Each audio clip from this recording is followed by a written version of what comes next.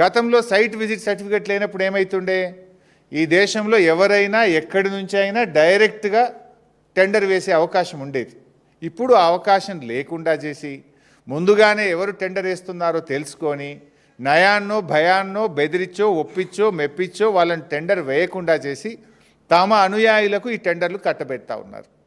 అందుకే ఈ site visit certificate వచ్చిన తర్వాత సింగరేణిలో జరిగిన వేల కోట్ల రూపాయల టెండర్లు +7 నుంచి +10%కు వీరు కట్టబెట్టుకున్నారు, పర్సంటేజీలు కొల్లగొడుతున్నారు. అదే పద్ధతిలో ఈ నైనీ బ్లాక్ చేయబోతే ఏం జరిగింది, వాటాల పంచాయతీ వచ్చి ఇవాళ రోడ్డు మీద పడ్డటువంటి పరిస్థితి మనం చూస్తున్నాం. అయితే ఈ సైట్ విజిట్ సర్టిఫికేట్ మీద దేశవ్యాప్తంగా అనేక కంప్లైంట్స్ వచ్చినాయి.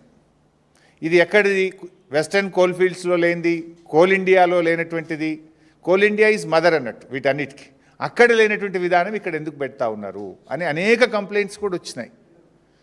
సరే, ఇది ఈ విధానం తెచ్చి ఈ రకంగా వీళ్ళు ఏ రకంగా కొల్లగొడుతున్నారో మనం స్పష్టంగా ఈరోజు నేను ఆధారాలు కూడా నా దగ్గర ఉన్నాయి, అన్ని ఆధారాలు కూడా బయట పెడతాను. ఇలా రెండవ కోణం ఉంది.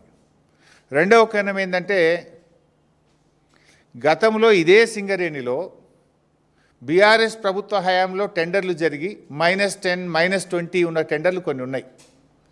అవి ఇప్పుడు రద్దు చేసి అదే కాంట్రాక్టర్కు వారి అనుయాయులకు ఇప్పుడు మళ్ళీ రింగ్ చేసి +7%తో టెండర్లు కట్టబెడతా ఉన్నారు. అది చేస్తే ఇప్పుడు -10 +7 అంటే 17% డిఫరెన్స్. గతంలో బీఆర్ఎస్ హయాంలో ఇటువంటి విధానం లేక కాంపిటేటివ్ మెథడ్లో టెండర్లు జరిగినాయి.